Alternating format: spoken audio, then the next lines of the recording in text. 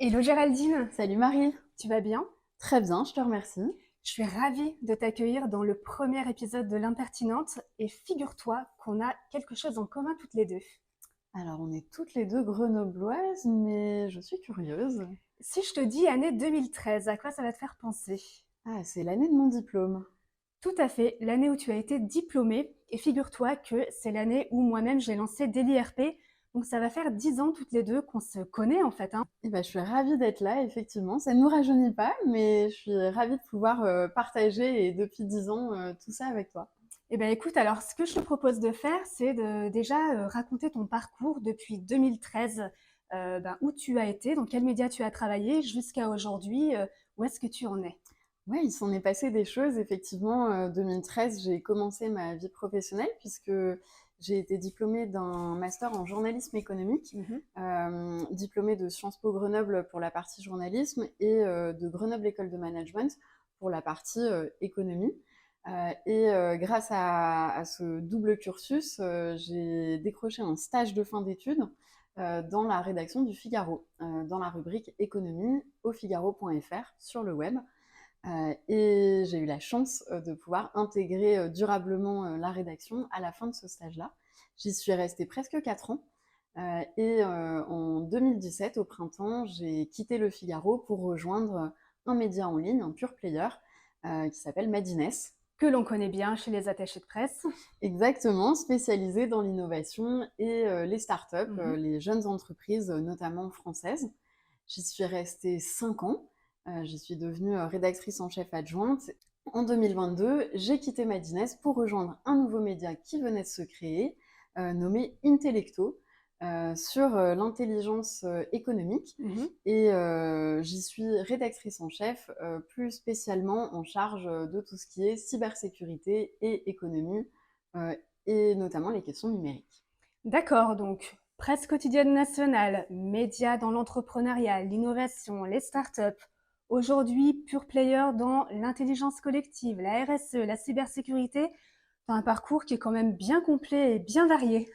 Exactement, j'ai déjà fait pas mal de choses en 10 ans au final. Bon, bah génial. Et ben, tu vois, tout l'intérêt aujourd'hui, c'est que tu puisses nous raconter ton quotidien, tes contraintes, tes attentes aussi, pour qu'on puisse en tirer les apprentissages d'une meilleure relation communicant-journaliste. T'es prête? Avec plaisir, je vais essayer d'être à la hauteur. Bon, bah, c'est tout un programme, hein. Tout à fait. Alors, c'est parti pour l'interview maestro. Alors, on y est, ça y est. Le principe de l'impertinente, c'est que derrière chaque pancarte devant toi, il y a une question. Je te propose d'y répondre sans filtre et derrière, on va pouvoir entamer un échange, une discussion par rapport à cette fameuse question pour tirer, comme je disais, des apprentissages et pour apprendre à mieux te connaître et mieux communiquer avec toi. Première question, qu'est-ce qui te stimule le plus en tant que journaliste et comment restes-tu motivé face aux défis de ce métier? Vaste question. Je dirais que ce qui me stimulait déjà au départ quand j'ai commencé le métier et qui me stimule encore aujourd'hui, c'est finalement le fait d'apprendre des choses. J'ai l'impression que tous les jours, je découvre ou je redécouvre de nouveaux sujets, de nouveaux entrepreneurs, de nouvelles sociétés, de nouveaux moteurs finalement de l'innovation, de moteurs de la société, vraiment des choses, je trouve, qui permettent de construire le monde de demain et c'est vraiment quelque chose qui est important pour moi. J'ai jamais l'impression de faire la même chose, alors même Mm. que je fais ce même métier finalement depuis 10 ans.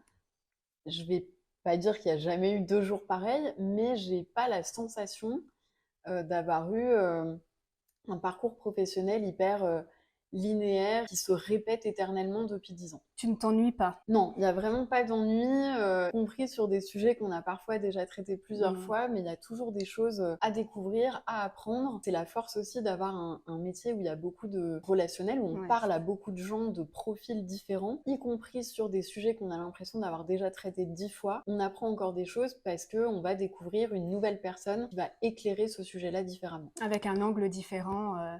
Et j'imagine que du coup, tu n'as pas de journée type, hein, la question bateau. Tout est rythmé par les rencontres que tu as, les interviews que tu dois rédiger. J'ai Pas vraiment de journée type parce qu'effectivement, c'est rythmé à la fois par les rendez-vous et puis par Mmh. l'actualité. Même si aujourd'hui, je suis dans un média qui est moins dicté par le rythme quotidien, l'actualité est riche, Mmh. l'actualité est vaste, bah, par essence, elle est imprévisible. C'est vrai que forcément, il y a des choses qu'on essaye de prévoir en tant que journaliste, c'est forcément ce qu'il y a de plus confortable, mais on est aussi soumis finalement à tout ce qui peut arriver. Ces choses, il faut s'adapter à elles aussi.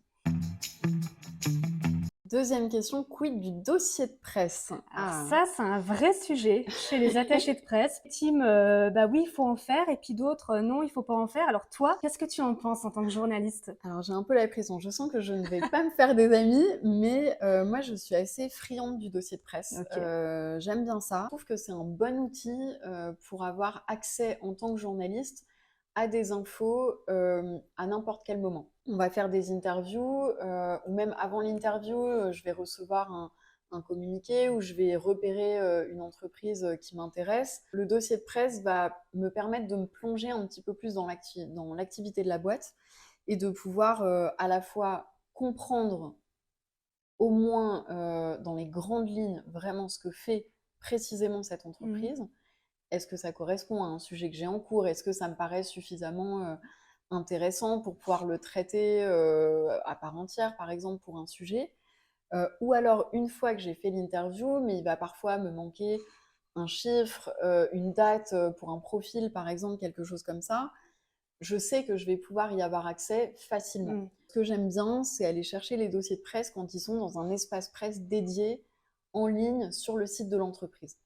Voilà. Beaucoup plus pratique pour toi, du coup, en un clic, tu peux y avoir accès, tu n'es pas obligé de le demander. On n'est pas obligé d'avoir un document qui fait 10 pages, 15 pages. Finalement, un livret presse, ça pourrait être totalement suffisant pour toi, t'aider dans tes recherches et dans tes rédactions d'articles. Non, c'est l'idée. C'est vraiment ça, D'accord. d'avoir à la fois, par exemple, une page avec les grandes actus Mmh. pour voir un peu l'historique, les grandes dates clés de l'entreprise. Peut-être un mot, effectivement, sur l'équipe fondatrice ou les profils dirigeants, parce que parfois, c'est pas les mêmes, pour savoir un peu à qui on a affaire, entre guillemets.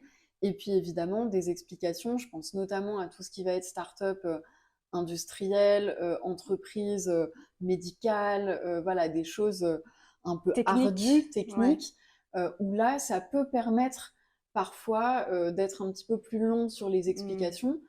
Les journalistes le lisent ou le lisent pas, mais s'ils en ont besoin, on sait qu'il est là, et ça, c'est quand même plutôt confortable. Ça va peut-être réconcilier ceux qui n'aiment pas les DP, au moins on sait que c'est pertinent pour toi en tous les cas. Est-ce que tu arrives à couper totalement de ton métier quand tu es en congé? Ah, c'est une bonne Mmh. question. Très franchement, je dirais non. OK, Pour moi, je suis toujours journaliste. ouais. Alors évidemment, il y a des moments où on coupe avec les réseaux de communication, en quelque sorte. On va couper avec sa rédac, on Mmh. va couper avec ses mails, etc. Mais il y a quand même cette fibre journalistique qui perdure. D'une part, moi, quand je suis en congé, j'ai beaucoup de mal, par exemple, à déconnecter totalement de l'actualité. Mmh. Je l'ai fait plusieurs fois quand je me suis rendue notamment dans des pays où il n'y avait pas forcément beaucoup de connexions ou des sources d'infos très faciles. Et pour autant, c'est compliqué. Je ne me verrais pas être dans un endroit du monde et qu'il y ait, je ne sais pas, une énorme actualité qui tombe et que je ne sois pas du tout au courant. Je pense Ça t'est que jamais arrivé ça? Ou alors est-ce que tu l'as vu, tu étais, je sais pas, sur la plage et puis il y a une énorme actualité qui tombe que toi, tu aurais pu couvrir? Alors ça m'est arrivé quand j'étais en congé, je me rappelle, c'était en 2018, j'étais encore chez Madines et j'avais pris une petite semaine de Une vacances petite. et exactement, et c'est pile à ce moment-là qu'à l'époque il y a eu une énorme levée de fonds, montant historique. Licorne.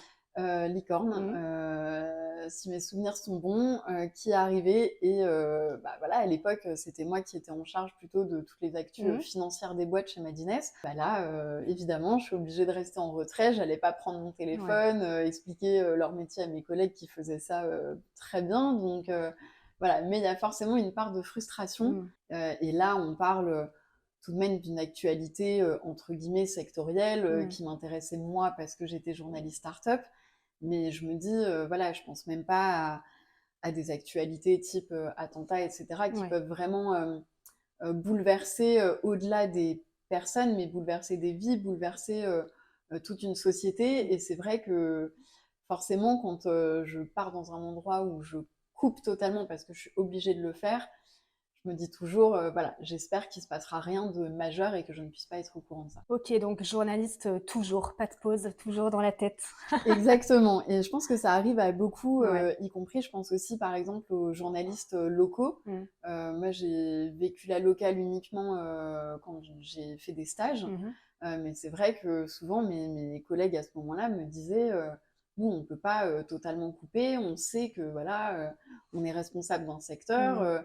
Si quelque chose arrive, y compris à 1h, 2h du matin, il faut que nous, on soit joignable.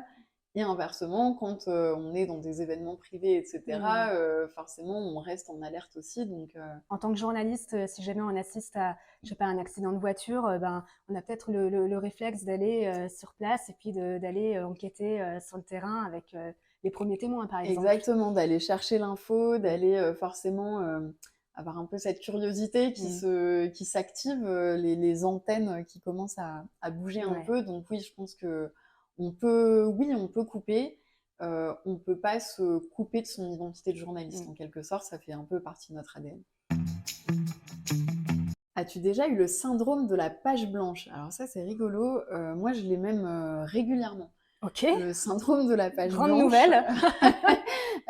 Et pourtant, je pense que j'ai plutôt des facilités à écrire. J'ai une écriture qui vient assez Ouais. naturellement une fois qu'elle est déclenchée. Donc c'est vraiment ça pour moi le syndrome de la page blanche, c'est que j'ai besoin d'une bonne accroche, j'ai besoin d'une bonne entame de papier pour être moi-même à l'aise. Et je me dis que si moi j'arrive pas à bien entamer mon papier, Mm.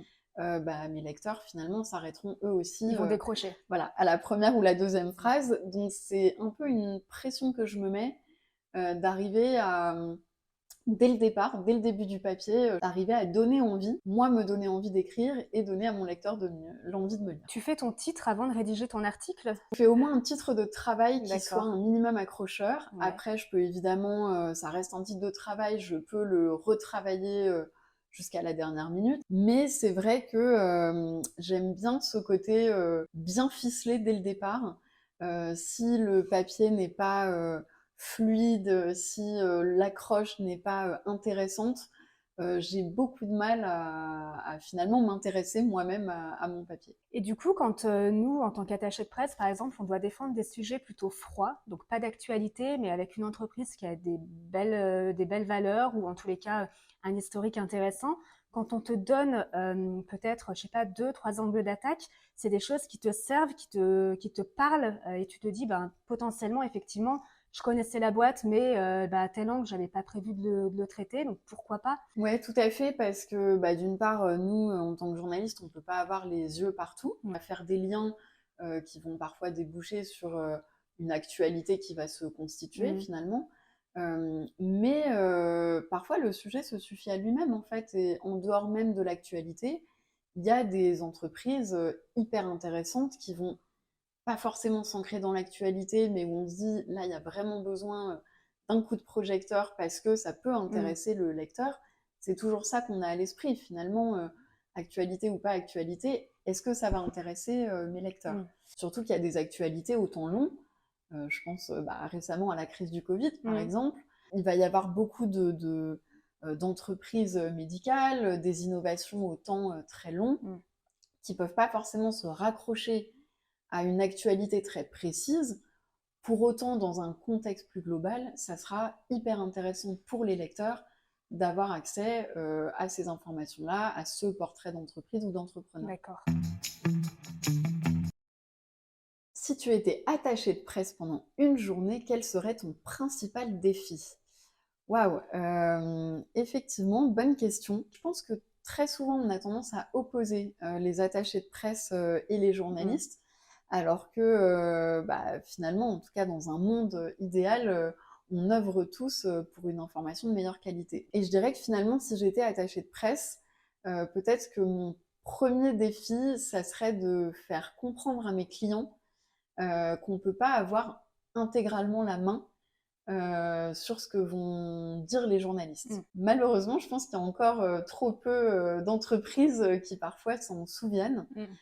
Et c'est vrai qu'on est dans une ère de communication. Je comprends tout à fait que des entreprises veuillent garder un maximum la main sur ce qui se dit sur elles, parce que ça leur semble hyper important. Pour autant, je pense qu'il peut y avoir un effet de lisser le discours. Mm. Je pense que ça sert pas l'entreprise qui fait cet exercice-là, d'essayer de verrouiller complètement sa communication. Je pense que ça sert pas non plus, évidemment, l'information, parce que finalement, il y a aussi un exercice de transparence qui est intéressant, et les lecteurs, je pense qu'aujourd'hui, ils savent faire la différence entre un contenu qui est verrouillé, qui est relu, re-relu, archi-relu, et finalement un article, un reportage, etc., où il va y avoir une forme de lâcher-prise, ça sera pas de moins bonne qualité, et je pense que ça met tout autant, voire plus en valeur l'information qui est donnée. Donc on a un vrai travail finalement, nous, en tant qu'attachés de presse, à communiquer, à informer nos clients des codes en fait, journalistiques. C'est vrai qu'au quotidien, on est toujours en train de réexpliquer que l'éditorial, le journalisme n'est pas de la publicité, du publi-reportage, et qu'on est vraiment là pour faire l'intermédiaire et apporter de l'info de qualité, mais qui n'est pas contrôlée malgré tout à 100%, quoi. Tout à fait, il y a différents finalement canaux de communication qui existent, et c'est pas pour rien. Une entreprise doit tous les utiliser, mais doit garder en tête que de la publicité ou un public reportage, c'est pas la même chose que un article dans un média. On est bien d'accord. Alors, quel est le cliché le plus frustrant auquel tu es confronté en tant que journaliste? Je l'ai très vite ressenti, notamment quand j'étais au Figaro, mais pas seulement, de dire finalement, en tant que journaliste, vous ne faites que répéter ce qu'on vous dit, avec un effet un peu perroquet. J'ai toujours l'impression d'être un perroquet en cage qui ne ferait que répéter ce qu'on lui glisse à l'oreille. Bon, le métier de journaliste, heureusement, c'est quand même un peu autre chose. Et puis, on a aussi des obligations que parfois les lecteurs n'ont plus vraiment en tête, mais voilà, de croiser les sources, de vérifier les informations. On n'est pas juste des passeurs d'infos. Oui, on est des passeurs d'infos au sens, il faut expliciter les choses, notamment quand on a des sujets techniques très ardus, il faut les rendre intelligibles pour le plus grand nombre, etc. Pour autant, on raconte pas n'importe quoi, au sens de dès que quelqu'un nous glisse quelque chose à l'oreille, hop, on le ressasse comme une info, quoi. Voilà. Quand on voit que les médias traitent tous les mêmes infos, parfois avec des angles différents, parfois avec les mêmes angles, ils se disent qu'est-ce qui justifie en quelque sorte l'originalité du média dans sa façon de traiter l'info. Et puis je l'ai ressenti aussi notamment chez Madines, parce que on était dans un monde, les startups, l'innovation, un monde de communication. Voilà, on n'avait pas forcément accès à beaucoup de chiffres, à beaucoup de bilans financiers, par exemple, ce qui pouvait laisser supposer à certains lecteurs qu'effectivement, on se contentait d'être en quelque sorte les porte-paroles de certaines startups. Ce qui n'était pas le cas. Et effectivement, le choix que moi je faisais régulièrement, c'était de ne pas donner les infos, évidemment, que je ne pouvais pas vérifier. Qu'est-ce qui va te pousser à lire un communiqué de presse ou ouvrir un mail plutôt qu'un autre? Alors là, on est dans un vrai sujet pour les communicants. C'est parce vrai. que c'est un petit peu le Graal pour nous quand on sait que notre communiqué a été lu ou notre mail a été ouvert. Alors, est-ce que tu as des clés? Il y a deux choses. Déjà, le fait qu'on s'adresse à moi personnellement. Ok. J'avoue, je le fais moins aujourd'hui, mais chez Madines, par exemple, je recevais souvent entre 200 à 300 mails par jour. C'est pas une légende, quand on le dit, vous recevez vraiment énormément de mails. Non, c'est énorme comme nombre. C'est juste humainement pas possible de pouvoir le faire, en tout cas de pouvoir les lire in extenso. Donc, comment est-ce que je fonctionnais. Tous les mails qui ne m'étaient pas directement adressés, c'est-à-dire chère Géraldine, ou alors mon prénom qui apparaissait, en tout cas, ils passaient directement à la poubelle. Ok. Voilà, parce que ça me permettait de faire un tri drastique, mais de m'éviter notamment tous les mails dont je savais qu'ils étaient envoyés à 500 journalistes et qui ne me concernaient absolument pas. Et je croisais quand même ce tri un peu à la hache, avec évidemment les objets de mail. Les mails qui ne me soient pas directement adressés, mais avec des objets de mail, des intitulés de mail qui soient dans mon secteur, avec une info qui pouvait m'intéresser, etc. Là, évidemment, Tu retrouves les mots-clés, donc voilà. tu t'intéresses, d'accord. Il ne passait pas à la moulinette. Aujourd'hui, tu reçois encore 200-300 mails par jour chez Intellecto? Non, ça s'est un petit peu calmé. Et surtout, alors je ne sais pas si c'est lié au secteur que je traite ou aussi au fait que maintenant, peut-être les attachés de presse me connaissent un peu mieux, mais je reçois beaucoup plus de mails qualifiés. Et en première intention, tu préfères les mails ou l'appel téléphonique? Ah, alors ça, c'est un vaste sujet. J'ai changé d'avis sur la question, parce que notamment quand j'étais au Figaro où j'avais une ligne fixe, c'est vrai que j'avais tendance à préférer le téléphone. Pas le temps, je le dis, on peut caler un rendez-vous si vraiment j'ai l'impression que ça vaut le coup. Donc c'est vrai que je préférais quelque chose d'assez direct. Aujourd'hui, c'est vrai que je préfère les mails. J'ai tendance à être beaucoup plus réactive aussi par mail. Le mail aussi, ça permet finalement de contacter la personne, quelle que soit sa temporalité. Si c'est quelqu'un qui est beaucoup en reportage, qui a beaucoup d'interviews, etc., bref, qui a un agenda très chargé, c'est vrai que le mail, pour ça, est plus confortable peut-être à la fois pour le journaliste et pour les attachés de presse qui veulent optimiser leurs chances en quelque sorte de pouvoir atteindre à un moment ou à un autre le journaliste. Eh ben, écoute, je te remercie pour ces conseils, ces anecdotes, les bonnes pratiques qu'on tâchera, j'imagine, d'appliquer dans nos prochaines relations avec toi.